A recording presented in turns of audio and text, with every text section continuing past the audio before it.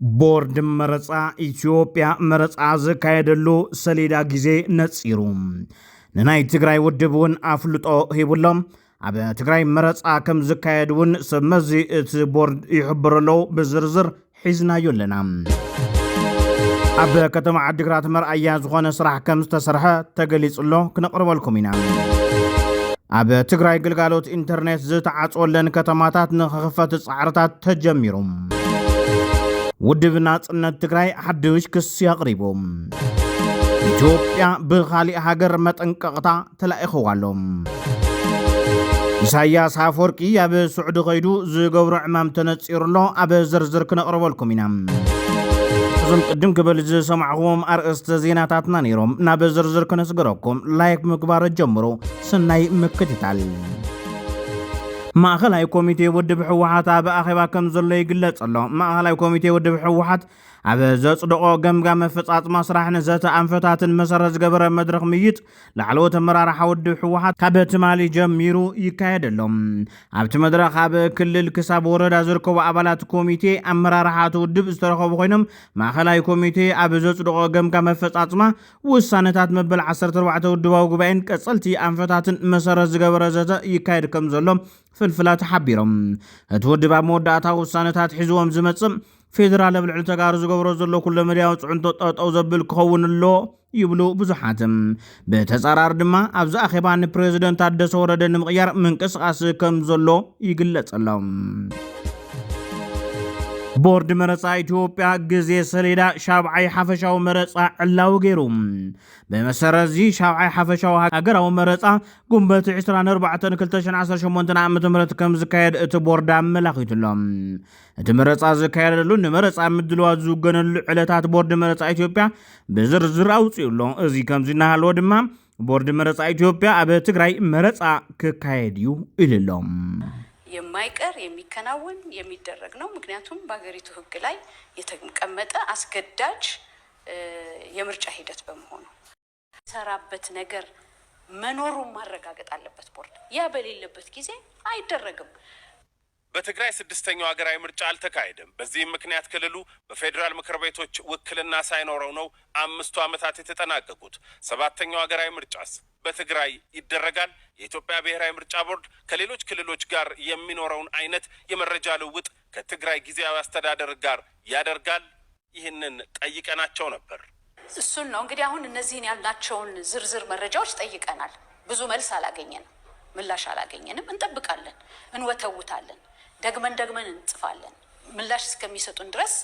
እኛም ስራችንን እየሰራን እየተዘጋጀን ግን ጊዜያዊ አስተዳደሩ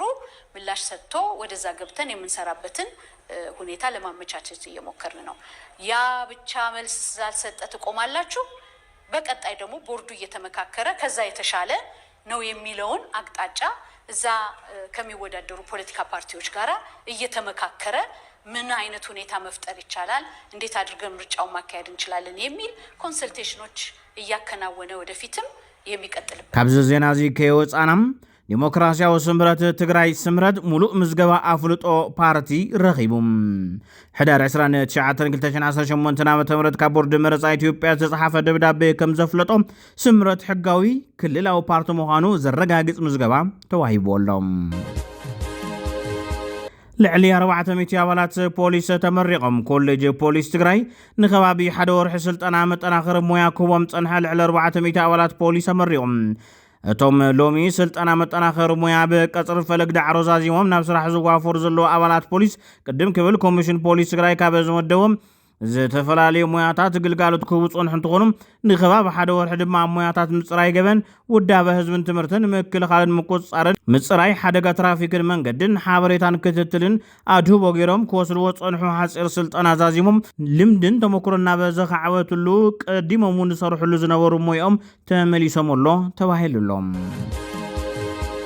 ኣብ ሕሉፍ 3 ወርሒ ዝተፈጸሙ 84 ከበድትን ቀለልትን ገበናት ናብ ሕጊ ቀሪቦም ኢድ ብኢድ ዝተተሓዙ 19 ገበነኛታት ድማ ፍርዲ ተዋሂቦም ነዚ ዝሓበረ ቤት ጽሕፈት ፖሊስ ከተማ ዓዲግራት እዩ ኣብ ቀዳማይ ሩብዕ ዓመት 2018 ዓ.ም ኣብ ከተማ ዓዲግራት 84 ከበድትን ቀለልትን ገበናት ከም ዝተፈጸሙ ቤት ጽሕፈት ፖሊስ ከተማ ዓዲግራት ኣፍሊጡሎም ኣብ ኢሮፕ ግልጋሎት ኢንተርኔት ተዓጽዩ ኣብ ወረዳ ኢሮፕ ከተማታት ደውሃንን ዓሊተናን ኢንተርኔት ብዘይምህላው ኣብ ነበርቲ ተወረዳ ዓብይ ጸገም ይፍጠር ከም ዘሎ ካብቲ ከባቢ ዝተላኸ ሓበሬታ የመላኸት። ህዝብን ምምሕዳርን ወረዳ ኢሮብን ኢትዮ ቴሌኮምን ብፁጽ ፍታሕ ከቐሙጥልና ብሽም ህዝብን ሓቲ ዝብል መልእኽቲ ጽሑፍ ድማ ናብ ዝምልከቶ ኣካልን ናብ ወረዳን ልኢኾም ኣለዉ። ውድብ ናጽነት ትግራይ ሓድሽ ክስ ቀሪቡ ላዕለዋይ መሪሕነት ማለት እውን ኣባል ቤት ምኽሪ ናጽነት ውድብ ውናት ኣሸናፊ ተስፋይ መኮነን መንእሰይ ተላዓለለኻ ትውድበለኻ ብዝብል ምኽንያት ካብ ትማሊ ዕለት 29 ወርሒ 3 2018 ጀሚሩ ኣብ ሰለኽለኻ ኣሲሮሞ ክብል እትውድብ ገሊጹ መናእሰይ ምምልማልን ምውዳብን ከም ውድብ ይኹን ውልቀ መሪሕነት ስራሕና እናሃሎ ትውድብለኹም ተላዓለለኹም ብዝብል ድኹም ምኽኒት ኣባላትናን መሪሕነትናን ክዕፈን ክጭወ ክግረፍን ክቕተልን ከም ጸንሐ በቢግዚኡና ገለጽና የዝመጻና ይባል ዘዝኻኸረ እትውድብ ብመን ዓዋደለኒ ትዕቢት ተወጢሩ ሕዝቡና በርቲዑ ኣባላትናን ኣመራርሓ ውድብናን ኣብ ምዕፋንን ምእሳርን ኣሎ ክብል ቅሬቶም ኣስሚዑም። ኢሳያስ አፈወርቂ ስዑድ ዓረብ ኣትዩም ፕሬዚደንት ኢሳያስ አፈወርቂ ምስኡ ሓቢሩ ዝተጓዓዘ ልኡኽ ሪያድ ኣትዩሎም። ኢሳያስ አፈወርቂ ዝመርሖ ልኡኽ ሎሚ ንግሆ ኣብ ምዕርፎ ነፈርቲ ሪያድ ምስ በጽሑ ምዉቕ ኣቀባብላ ከም ዝተገበረሉ ዝሓበራ ማዕኸናት ሚድያ ኤርትራ ኢሳያስን ልኡኹን ኣብ ሪያድ ኣብ ዝጸንሐሉ እዋን ምስ ወራስ ዓራት ስዑድ ዓረብ መሐመድ ቢን ሳልማን ከምኡውን ካልኦት ላዕለዎት ሰበ ስልጣን ክራኸብ ምዃኑ እውን ተሓቢሩሎም። ሱዳን ኢትዮጵያ ጠንቂቓ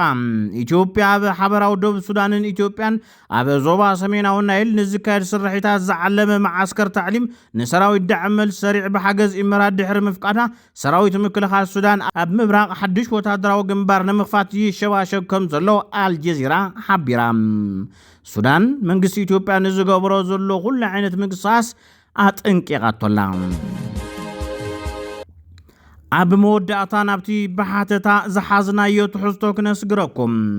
ሎሚ ብብርኪ ዓለም 10 ዓመት ዝኽሪ መዓልቲ ዝኽርን ክብርን ግዳያት ገበን ምጽናት ዓሌትን ምክልኻል ዝገበንን ኮይኑ ይዝከረሎም። ብዕለት 11 መስከረም 2015 ኣቆጻጽራ ፈረንጂ ዝወፀ ውሳነ 39/323 ሓፈሻዊ ባይቶ ሕቡራት ሃገራት ዋላ እኳ ጻዕሪ ማሕበረሰብ ዓለም እንተሃሎም ገና ብዙሓት ሸሓት ንጹሃን ደቂ ሰባት ግዳያት ምጽናት ዓሌት ይኾኑ ብምህላዎም ውድብ ሕቡራት ሃገራት እዚ ዓለት ዓለም ለኸ መዓልቲ ዝኽርን ክብርን ግዳያት ተባሂሉ ገበን ምጽናት ዓሌትን ናይ ምክልኻል ስራሕትን ዝጠናኸርሉ ክኸውን ይድንግግ። ጀኖሳይድ ማለት እውን ምጥፋእ ዘረ ደቂ ሰባት ንምክልኻልን ንምቁፅጻርን ዓድታት ዘቐመጡ ሕጊ ናይ ምትግባር ግቡእ ኣለወን። ኩሎም መንግስታት ንስምምዕነት ምክልኻል ጀኖሳይድ ተግባራዊ ክገብሩን ንጥፍኣተኛታት ብሕጊ ክቐጽዑን የተሓሳስብ። ዋና ጸሓፊ ውድብ ሕቡራት ሃገራት አንቶኒዮ ጉተሬስ ብምኽንያት 10 ዓለም ለኸ ምክልኻል ጀኖሳይድ ዘሕለፎ መልእኽቲ እዩ። ዓለም ኣብ ጉዳይ ጀኖሳይድ ብኸምዚ ተድምጸላ ኣብ ትግራይ ዝበጽሐ ገበን አንጻር ሰብኣውነት ዝተፈጸመ ገበን ጀኖሳይድን ድማ ሎሚ እውን ዘይዛረየ ፍትሒ እናበለ ይዳመጸሎም። ህዝቡን ጠለብ ፍትሒ ንቡድላት ግፍዒ ትግራይ ሎሚ ቅንያት ምዝካር ፍጻመታት ዓለም እዩ 9 ዲሰምበር ማለት እውን 30 ሕዳር በብዓመቱ ዝዝከር መዓልቲ ዝኽሪ ጉፉዓትን ጉፉኣንን እዩ። ስለዚ በደልናን ወፅዓናን ኣብ ዝባን ተጋሩ ዓለም ዘደምም ግፍዒ ዝወዓልና እሞ ድማ ስለቲ ዝወረደና ሰብኣዊ መዓት ፍትሒ ዘይረኸብና ኢና እሞ ክንዛረበሉ ኢና። ትግራይ ዘይረኸበቶን ዘይረእዮቶን እንታይ ኣሎ ኮይኑ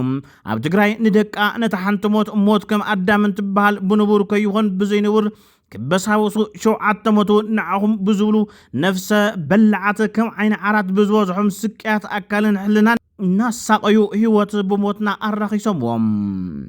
ሰብ ብለው ብኻራ ሓግሒጎም ሓሪዶም ሰባብ ገዝኡ ምስ ደቁን ስድሮን ብሓወ ቃጺሎም ሰባት ኣብ ቀልቀል ገደል ደው እናበሉ ብጥይት እናተኽዑ ሬሳኡ ከም ዘይርከብ ናውሃብ ዝበለ ገደል ኣጽዲፎምዎም ሰባት ኣኪሞም ብዝባኖም ጠያይቲ ኣርከፍኪፎም ቀቲሎምዎም ክሳድ በቲኾም ብጭካነ ኣብ ዝባን ዕንፀይቲ ሰቂሎምዎ ወለዲ ኣብ ቀድሚ ውላዶም ውላድ ኣብ ቀድሚ ወለዶም ተረሽኖም ጥኑሳትን ማማያትን ዝሓዘላ ኣደታት ኣብ ዘይኣበሰን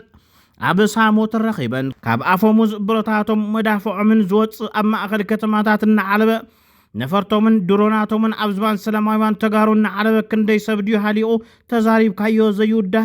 ኢልካ ዘይወፅ እሞ ድማ ካብ ዓደይ ትብሎምን ሰበይ ትብሎምን መከራ በበዝሑ ተነዚሕዋ ቤት ከፈተ ገዛ ትግራዋይ ማዕፁ እናጓሐጉሑ እኽለማይ ጓሐጉሖም ጥሪቱ ዝበልዕዎን ዘይበልዕዎን ሓሪዶም ማእገሮምን ማእገር መካይኖምን ዝጾረ ወሲዶም እኽሊ ያብ ግራቱ ኸይቐሪ ኩልሳስ ንዓውዲ ኸይውዕል ኣባሪዖምዎም ቆፎ እኽሊ ብህይወት እንተዘረፉ ስንቅ ኸይኾን ምስ ሓሞድን ሕፃን ሓፂሮምዎም ምስ ሓሞድን ሕፃን ኣጸምቢሮምዎም ሕርሻ ሓረስታይን ከይህሉ ቃንጃ ብዕራይ እናበተኹ ኣርዑ ተነዊቱ ሰይሮምን ኣቃፂሎምን ክትዛረቦ ዝቐልል ክትነብረሉ ዝኸብድ ዘይንቡር ጭካነ ኣርእዮምና ኣዴታት ተዓሚፀን ዘርኢ ተጋሩ ክነጥፈአልክን እናበሉ ተጋሲሶምውን ኣብ ማህፀነ ኣዴታት ትግራይ ክትዛረበሉ ዝኸብድ ጉዳጉድ ኣቐሚጦም ንኡሳትን ሓራሳትን ብመብረን ብጅምናን ካብ ባህልን ክብርታትን ወፃእ ዝኾነ ጾታዊ በደላት ፈጺሞም ብማህፀን ወላዲቶም ብህልውቲ ኣሓቶም ብዓብዩ ብእዝጊ ተለሚኖም ዘይርህርሁ ኣረሜኔታት ኣብ ምድሪ ትግራይ ፈሲሶም ደምን ንብዓትን ኣሽሓት ኣፍሲሶም ምሕረት ዘይፈጠረሎም ነውራማት ጸላእቲ እሞ ድማ ብሰላም ይነብር ንዝነበረ ህዝቢ ብጅምላ ዝህልቁ ፍጡራት ኣዳም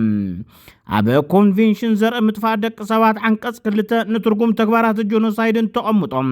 ኮነ ተባሂሉ ኣብ ዘርኢ ኣብ ዓሌት ኣብ ሃይማኖት ኣብ ውድብ ማሕበረሰብ ብኽፋል ይኹን ብምሉእ ከምኡውን መቕተልቲ ንኣባላት ማሕበረሰብ ኣካላውን ስነ-ኣእምሮውን በደላት ምብጻሕ ሃልዋትን ኣስራትን ማሕበራውን ትሕዝቶታቱ ምዕናው ዘርኡን ዓሌቱን ከይቕጽል ኮነ ኢልካ ምቕጻዕ ወይ እውን ምብዳል ካብ መንበሪኡ ብኣስገዳድ ምፍንቓል ወይ እውን ክለቅቕ ምግባርን ዘካተቱ ምዃኖም ከቲዎ ይርከብ እዚ ድማ ሙሉእ ብምሉእ ኣብ ልዕሊ ተጋሩ ዝተፈጸመ በደል ጆኖሳይድ ምዃኑ ዘመላኽት እሞ ንፈጸምቲ ገበና ኣብ ቅድሚ ሕጊ ቀሪቦም ክፍረዱ ኣብ ዓለም ለኸ መዓልቲ ምክልኻል ኣንጻር ጆኖሳይድ ጥራሕ ዘይኮነስ ወግሐ ፀብሖ ክነልዕሎ ዝግባእ ድምፅና ብምስማዕ ክንቃለሰሉ ዝግባእ ዋኒን ተጋሩ ኮይኑ ክቕጽል እዮም ነሳዕ ዝሓዝናዮም ሓበሬታታት ነዞም ዝተኸታተልኩሞም ይመስሉ ነይሮም ሰላም ንህዝቢ ትግራይ ሰላም ንኹሉ ወዲ ሰብ